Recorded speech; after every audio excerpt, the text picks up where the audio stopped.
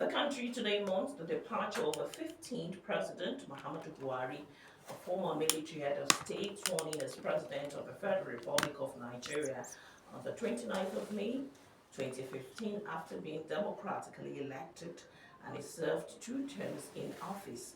This makes him the second with that status when it comes to the president of Nigeria.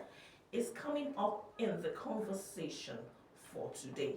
But before then, as a true daughter of Ijebu land that I am, Ijebu people home and abroad today also mourn the passing of Awujale of Ijebu land, Obasikiru Kayode Adetono, who passed yesterday too after he ascended the throne of his forefathers in 1960. May their gentle souls rest in perfect peace. Well, the president, it was reported that he passed 4:30 p.m. yesterday in a London clinic. His remains is expected, as you've heard in the news, back in the country to be accompanied by the Vice President, Kashim Shettima, the Chief of Staff to the President, Femi Gbajabiamila, among other dignitaries. We hear they are already in London to make the return befitting for an ex-president. Good morning, my name is Bukky Towuru. It's a pleasure to be with you on the program Perspectives this morning. It's a sad day in the country, but yes, we need to hold it tight. Perspective is a weekly program that highlights trending issues as they unfold across the country. And today on the program, my guest is Executive Chairman, Entrepreneurship Innovative Alliance, Dr. Achanya, and Mr. Abdullahi Usman of the Nigeria-Bangladesh Business and Technology Forum. A member joins me in the conversation this morning to share perspectives on Tax Reform Act and business opportunities that it portends for the country. Gentlemen, good morning, and thank you for joining us. Good morning. Good morning. Well, in an era of economic restructuring and increasing physical pressure, Nigeria has embarked on a bold journey to reform its tax system through the enactment of the Tax Reform Act and related legislation. It is believed that Nigeria has historically lost trillions of naira annually to poor tax administration, driven by excessive incentives, widespread evasion, low compliance, and systematic inefficiencies. Well, this reform signed into law that we're talking about this morning under the current administration represent the most ambitious overhaul of Nigeria's tax structure in over 2 decades. It is important to know that Nigeria's tax reforms mark a turning point. It will create a simpler, fairer tax environment. Well, our guest will also speak to that on the program this morning. Well, the last major tax reform in the country took place during former President Buhari's administration when the value-added tax VAT was increased to 7.5% and the tertiary education tax was raised from 2% to 2.5%. So they say, when you leave, do good, so that when you're gone, posterity will judge. He must have done his part in the country, gentlemen. You want to share a word with the country first before we proceed? As courtesy to the president. Thank you very much. Nigeria is mourning, and looking at the trajectory of the late former president, it is sad that we are losing him at this time. Our thoughts and prayers are with him for God to give him Almighty Allah to grant him Al-Jannah Firdaus. We are also praying for his family and of course Nigerians for the fortitude to bear the loss. May his gentle soul rest in perfect peace.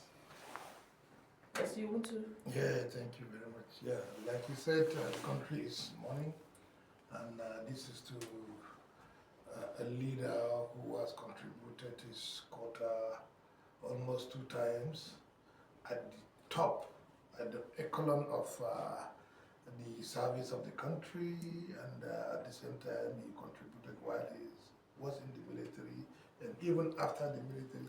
So the bottom line is just a prayers that may Almighty Allah grant him eternal rest in Al-Jannah Firdaus, like what my colleagues said. Amen. So let's start with you, Dr. Boba Achanya, on the topic for today, the tax reform bill signed into law by the president. You quickly want to highlight the key things that should jump out for Nigerians. Yes, thank you very much for this great program. The key things that have come very, very well in this tax reform now is how it affects the ease of doing business, the relevance to the business sector, particularly contextualizing the ASO 2030 framework for development by this administration, which also leads us to the 1 trillion naira economy with so much of the financial inclusion. What can make that happen is how the ease of doing business will translate into the businesses that will now generate tax from voluntary taxpayers, not the current harassment that we have. I think this is the most ambitious tax reform, as you have said. We are very confident that in the business sector is going to lead to a lot and also create so much within the economy. And for me, as an entrepreneur and innovation expert, what I would like to say is the level of contribution of this tax reform to the overall growth trajectory of the country, as it were. It then means that this administration is doing certain things differently that maybe will translate into bigger things in the future, because as you know, tax is the only way that the government can actually address, it is only through payment of taxes that the government can address certain issues of infrastructure. And as it were, Nigeria is one of the lowest country in terms of contribution of tax to GDP ratio. We are doing about 6%. This is a lot higher in other countries. We want to think that this transformation we are having by the time it takes effect in January next year is going to be really, really impactful, and Nigeria will be better for it. Yes, Mr. Abdullahi. Thank you very much. You can see the act is carefully designed to promote economic development, looking at even the incentives of the tax, particularly the economic development incentives of the tax component, which covers manufacturing, mining, agro-processing in particular. And this is the area that we are looking at key arm of our diversification in the country for now. So in order to encourage both food security at home and at the same time exports of agricultural products. So this really will really boost the production of these products, and at the same time, to encourage our exports. So does that mean that importation of probably the agricultural sector, let's take it as one major sector that it's going to impact positively on? We'll talk about modernized agriculture in the country. How impactful is it going to be for farmers in this sector? Okay, go on. You see, particularly like I said, by the time you have this incentive on agricultural products, it will reduce the cost of production to farmers, because as you get these implements, these are implements that are regularly being used by farmers, particularly now that we have a lot of companies that integrated backward into farming. If you look at rice production, for example, you can see a lot of companies now that are producing rice, homegrown rice in the country. So by the time you get incentive in most of these implements, it will reduce the cost of production. And like I said, it will boost food security. And at the same time, you also have a basis to export because you produce more. And at the same time, you have also, like I said, due to the reduction in the cost of production, you have chances for greater market access. Apples make sense. Mr. Abdullahi, I still want to stay with you. With the agriculture sector, there was a time the president asked farmers that they can bring in food, and there wasn't going to be any tax on that. And then you're talking about bringing in equipment now, and there won't be tax on that. But there wasn't anybody, so to speak, that actually did that for a period of time. Like, help us make sense out of it. Well, the idea, when they said they are importing food at zero tariff or whatever, the idea is maybe to attack what we call food security. They are looking at the indices that might likely crop as a result of maybe banditry, as a result of what do you call it, that is happening in the Northeast. Also, insecurity generally, it affected people from going to farm or whatever. So the likelihood of seeing that issue of this food crisis, food security, you understand, food crisis, there may likely be a drop in food production. That is why the government decided to, give that. But still, like you said, because so many companies have gone into farming, you understand.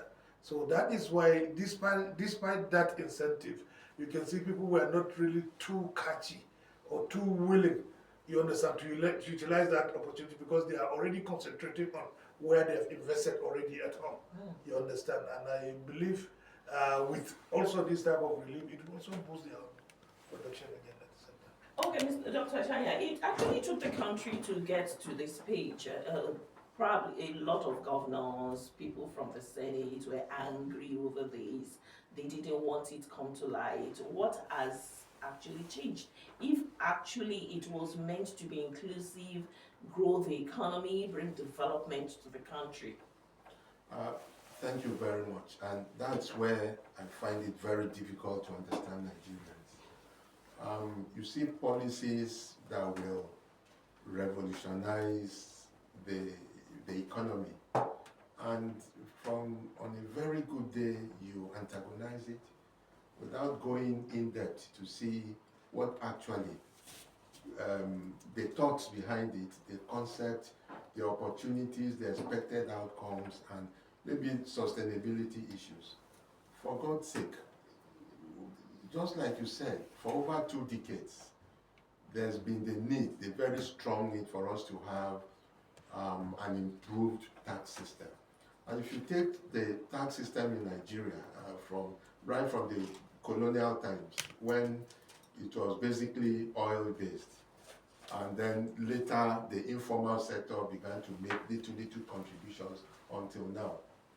What I know is that a policy that will work will have a lot of objections to it at the formulation stage, but with persistence and consistency, with that right doggedness as this administration has, I think we will have it go.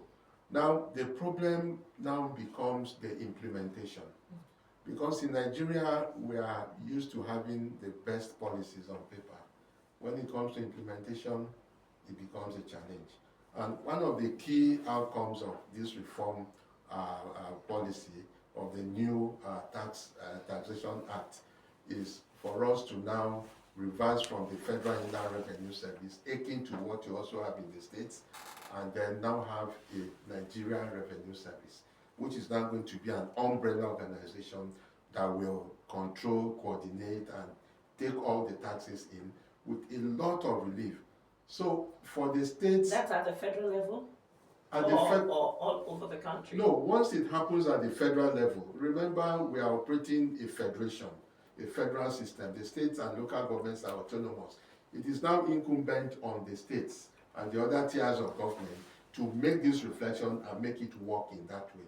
But a lot of times, you and I know that the policies are not really meant to create, that development, that growth in the system.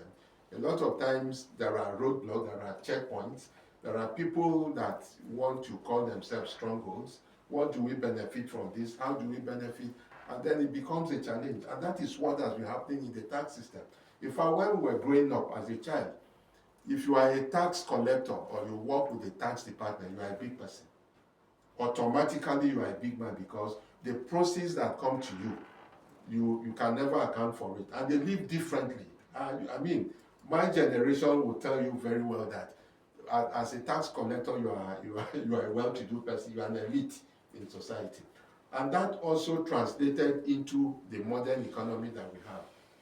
The kind of harassment that are given to small businesses, even on a very good day in the open markets, in the villages, you cannot fathom. But what this tax system is doing is for us to now look at those that should pay tax and those that should not pay tax. And you think the common man will not applaud the federal government, the Tinubu administration? In fact, they are very happy. And that is where I think it's not just enunciating the policy. It is for us to actually look at organs of government that are expected to do the needful in order for the information and the idea to get to the grassroots, the people that are really going to benefit from this. The big man is not going to benefit, so he will not support the policy, as it were, because he's going to pay more in this regard.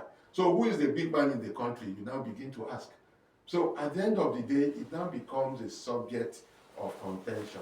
Whether the government at the highest level, which is the federal government, is going to devolve this information down through its organs. And at this time, I think I need to call out the National Orientation Agency. Is that agency still existing? Have they gone to sleep? I see a lot of advertorials on paper with the DG. I'm sorry to say this. He's the one speaking on television in the advertorial. What are you doing about sensitizing Nigerians about very serious policies of government, like this tax policy? What are you doing? You are coming to tell people about the orientation agency that is almost obscure. We knew what was happening when the Jerry Ganners were there, and then the National Orientation Agency became a point of reference. So it has to be broken down for everybody. Yes, that is when the policy will succeed. Absolutely. Otherwise, it becomes the white elephant stuff that always remains there on the shelf, and then the administrators will come, with the ignorance of the people, they load it on you. You are not supposed to be paying this tax. They will come. I know the kind of taxes that our tax administrators have come to my office to want me to pay this pay, and I stand my ground. Unfortunately, the bad eggs in the system are even more than what can be comprehended in any good system. So a lot needs to be done by the National Orientation Agency to open the eyes and the minds of Nigerians to this new policy, and then a lot will go. But that is also good. Let the National Orientation Agency not do it. I will challenge the youths. I will challenge the NGOs. I will challenge the unemployed. Let them create services around this area and begin to hit the airwaves and begin to make their money from there. It will also impact on the GDP. It will also impact on the economy. And I think the service sector will be liberalized, and so much will be going on for everybody there. So let the National Orientation Agency not do their job. People will take it up and begin to run. Exactly one of the reasons Radio Nigeria is in the champion of this, trying to break it down for That's every right. common man on the street. Yes. And one of the reasons for this program. Let's see how much of it we can actually achieve. That's It's right. talking about looking at salary income earners, or probably people who earn between 200 and 250 to be exempted from the taxes. But somebody is making a reference in an interview I watched. So take Alaba Market, for example. You can't specifically say this is how much they earn for the informal sector. And then you want to probably put them in that bracket, not knowing that they probably make a lot of money, same for Wuse Market or any other major market in the country. How does this actually become inclusive so that some people actually are making the money, but they are not exempted? Thank you very much for this beautiful, impactful, and responsive question. I'm not going to sit here and do that. That's consultancy. Let the private sector take it up, create the services around it, and make money. If you go to the Asian countries, whatever you sell, wherever you are a taxpayer. And I use Vietnam as an example in this direction. What is wrong with Nigerians? What is wrong with our leaders? You go out there, you see this thing, maybe on study tours, you go to find this or that out, and you come back and you do rubbish in your country. I think most of our leaders should cover their faces in shame and go and sleep. I'm sorry to say. Our academics are sleeping. You should find solutions to some of these problems and let the private sector take the lead. If the public sector is not providing that convenience for you, policy-wise, there's actually nothing you can do. So it still falls back on the government to create that inclusiveness in the policy area so that the private sector can come in. For instance, if a private sector player now wakes up and develops programs around this particular challenge that we are saying, getting everybody to pay tax or make it inclusive is not the issue. But what is the policy backing that you have to be able to do that? The government will need to do that, and that is why when some of these policies are being planned, you need to do a lot of consultation, do public hearings, take the views of so many people. There are stakeholders in some of these things. As you said, if you go to Alaba market, or even Wuse market here, there are traders there that make over that 250 every month. So in a day. In a day. So Even in a day. in a day. So how do you account for them? Except you go into a proper needs assessment, which I believe the new Nigeria Revenue Service would have done before all this is done. The proper needs assessment would have been done. The strategies would have been put in place. And then maybe an implementation plan also there for sustainability, even if they are going to model it in a few states before it now becomes a nationwide thing, fine. But if you don't profile the segment of society that you want to address with any particular policy, it will fail. If you profile, it then means you have enough information about the policy you are trying to do and about the target audience. Except that is done, and I don't know how much of that has been done. I believe it has been done.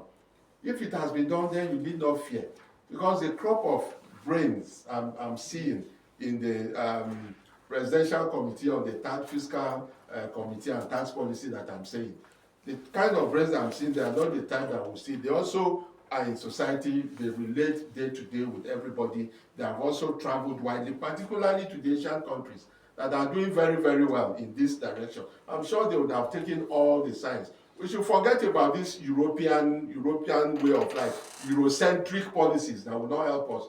Go back to Asia, the global south, where you can do a lot more interaction. And for me, what is happening is the best thing that can happen to Nigeria with this tax law that is coming in. Let's ask Mr. Abdullahi to share his own perspective. Thank you very much. Let me first add to your earlier question where you responded. I just want to add to what you said before now addressing this. You see, there was, like I said, the inclusivity approach of the federal government is what helps in reshaping the act, because the government, when they saw a lot of objection, whatever, they say, okay, come, let's sit down, let's look at what is good and let's look at what is bad in the bill, so that together we can see what will come up that will be beneficial to the country. And I believe that is what has been done. Now, thinking about this, he also mentioned earlier that there were cases of multiple taxation lingering all over the country before. You understand? You see maybe a local trader that is trying to transport his goods from one state to maybe another state in this town. He's subjected to a lot of taxes. You understand? Now with this unified system, we are tactically pulling out this issue of multiple taxation. On the issue of how we are going to balance this issue of who earns 200, it's very, very simple, like you said. It's just about integrating this informal business into formal business. You get their data. Nobody will escape it. Once they are recorded, they are captured in the data, then nobody will escape that, so long as they, and like he said, business is not like civil service. It's for you civil servants that you are seeing, maybe if you are earning 250,000 or you think you are in, and what do you call it, Kekena Pep Rider earns more than 400,000 to 500,000 in a month. Because daily, you see them daily making 30,000 to 40,000 daily, or 50,000 naira daily. And by the time you calculate that, even if it's 30,000, count that, let's say in 22 days, you are talking about 600 or something thousand naira. So they are making money, and most of them, you can, even if you beg them to come and join them, they will be laughing. They say, no, I don't have time. So it's just to capture them into formal business. How are you going to integrate them? And that is where you do consultants that will help you to get them captured. Once they are captured, then at least everyone will pay his due. Will this be workable within the next 6 months? Because it's not supposed to start until 2026 January? Working within the next 6 months, it can start today.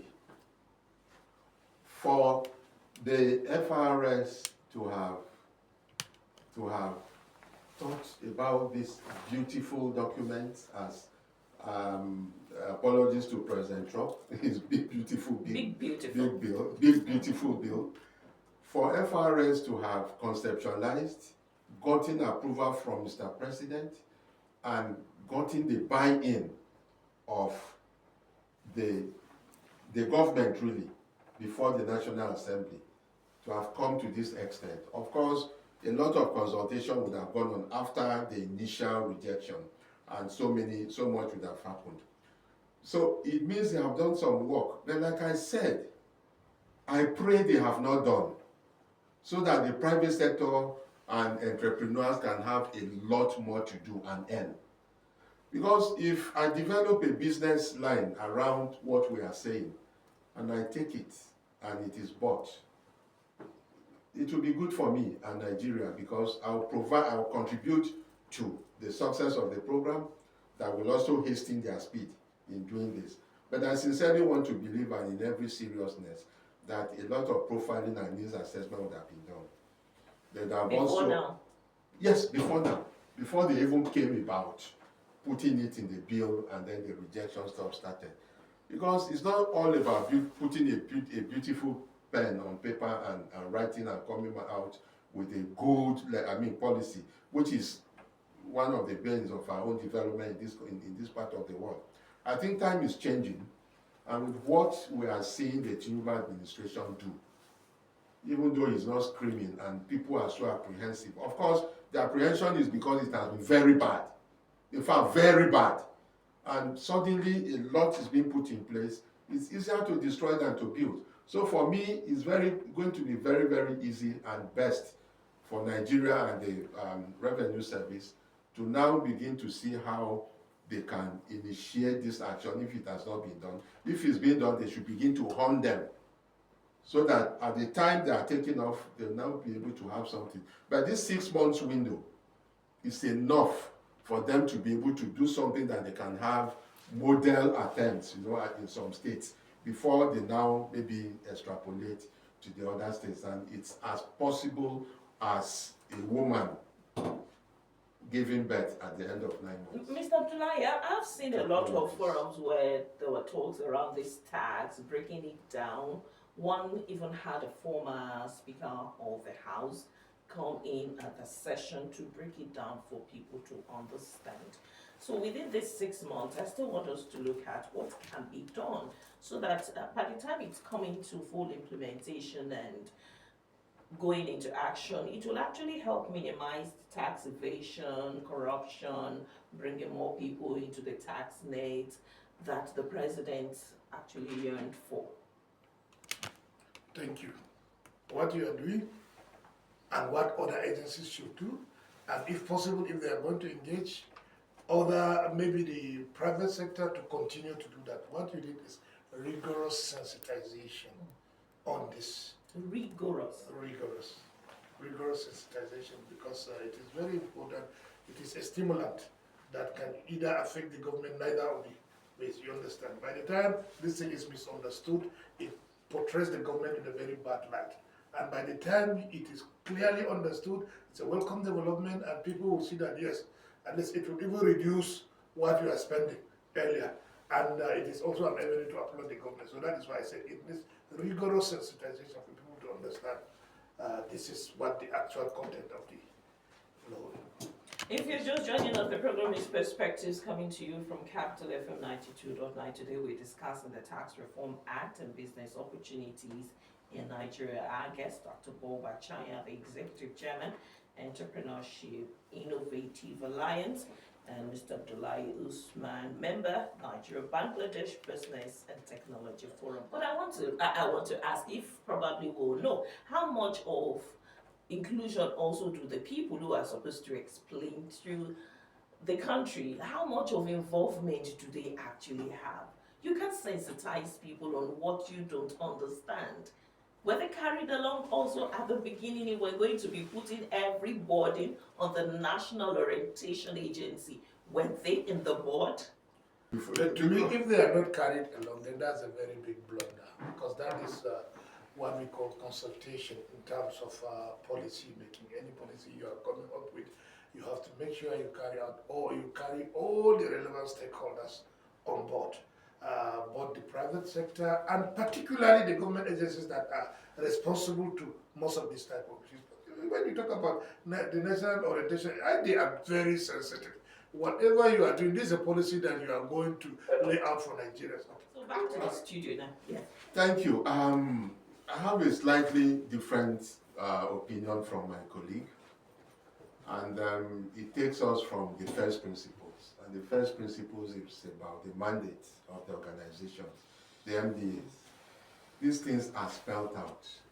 There is supposed to be a monitoring and evaluation office in the presidency that will review of the tax is much, but that is where they also need to engage more hands in order for them to get real life simulations of issues that are going on like this.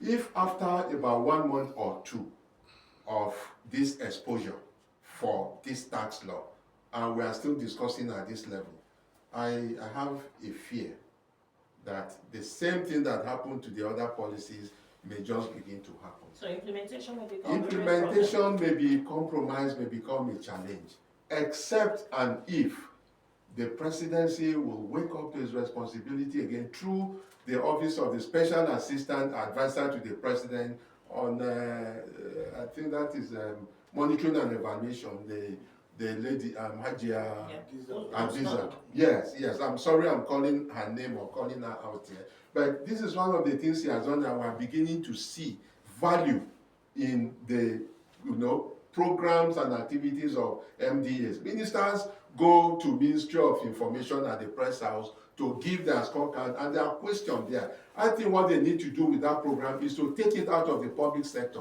so that the private sector, the informal sector, can also join in and then give them the real life situations. It's not when you come and read and then you go back. Meanwhile, in your ministry, the bureaucracy and the use of doing business with your ministry is the worst that can be seen. So those are some of the things that will affect this implementation. And except something is done very quickly, we run the risk of also failing with this policy. And when the tax policy fails, the repercussions will come on the government of the day, because the backlash is not going to be funny. A lot of people are building on what President Tinubu did when he was governor in Lagos. Yes. That it worked there. Yes. So don't you think also that can be? I always run away from that analogy, that narrative, because Lagos is a microcosm of the entire country. It can give you an understanding, but it cannot give you the big picture.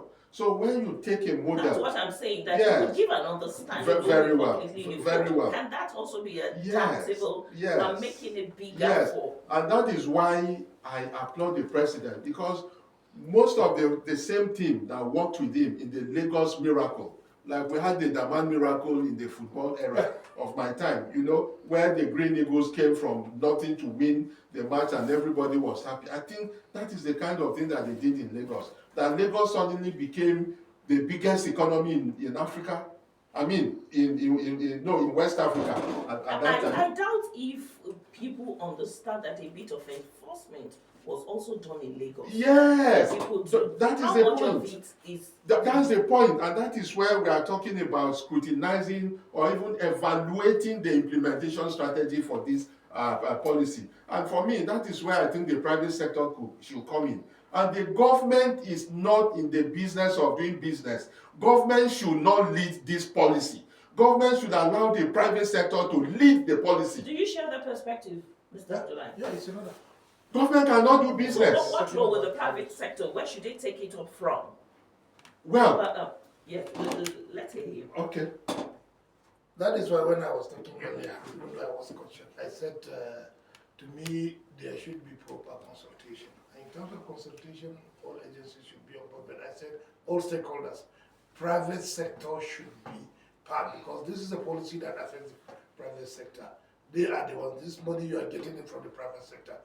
They should be properly educated. They should be even part of the formulation of that very law. And apart from that, sir, what happened in Lagos that you had that success was not implemented by the government. It was private sector driven. Yeah. Mr. President, then governor, brought in the private sector, serious-minded people that actually gave him the success that he has today. And I think that is why he's giving a lot to these private sector initiatives or private sector drive. I mean, So will driven the cost policies. of implementing that not also add up to the cost of governance? What is the cost that you are paying me for my service that will also have to be taxed? That is the issue. You are going to pay me for my service, but I have the Let's have him ideas. finish the conversation, yes. No, it's a very good one. The only thing is maybe the government is also being careful of accusation in terms of implementation, because at the end of the day, they will say they brought in their companies to come and implement it. They will say it is a policy that was early designed. But is it supposed to be public sector driven? That is the issue. Gentlemen, we've got to go. That's the package for today on the program Perspective. Special thanks to my guest, Dr. Achanya, and also Mr. Abdullahi Usman of the Nigeria Bangladesh Business and Technology Forum. Thank you, gentlemen. The producer has been Aisha Adesanya, assisted by Riskati Jeme, and Ikiru Keke, supervised by Chikeze Chinkata. My name is Bukky Towuru. Thank you, Victoria. I won't forget you. You can get to see the video on our YouTube page. Good afternoon. Coming up shortly, the news from our network studios. Stay with us.